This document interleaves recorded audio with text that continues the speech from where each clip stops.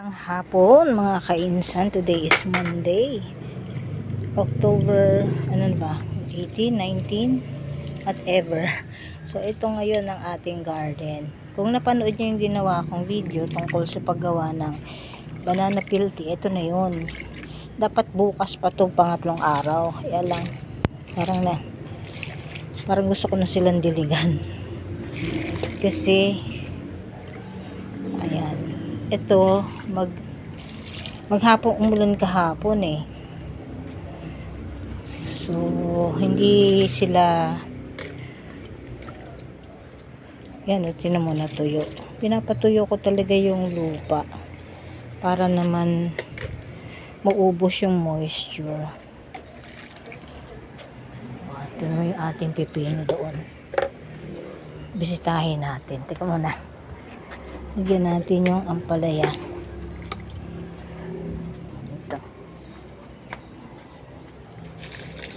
Yan.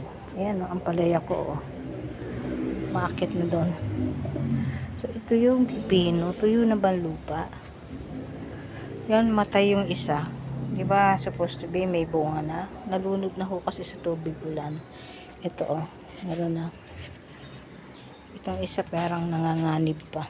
Naninilaw na ang dahon kasi nalulunod sila sa ulan. Ayan, lumulobo. Ayan, ang dami pang bunga. Ito pa ayan, sunod-sunod na Huwag naman sana mamatay. Yung isa namatay na. Ayan, didiligan ho natin yan.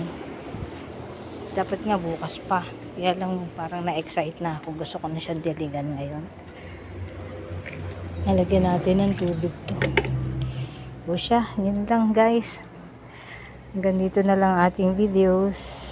Ay, yung kamatis ko. Tingnan nyo nagbubulaklak na. Nasa flowering stage na siya. Malapit na mamunga to. Ang bilis niya lumaki. Diba? Yung mga okra ko namumunga naman na. Itong part na to namumunga na. Yan diba, nakakatuwa naman. Mabuti naman. O yun lang guys, maraming salamat sa inyong panonood at patuloy na suporta sa ating FB channel. Okay, bye. Ingat palagi.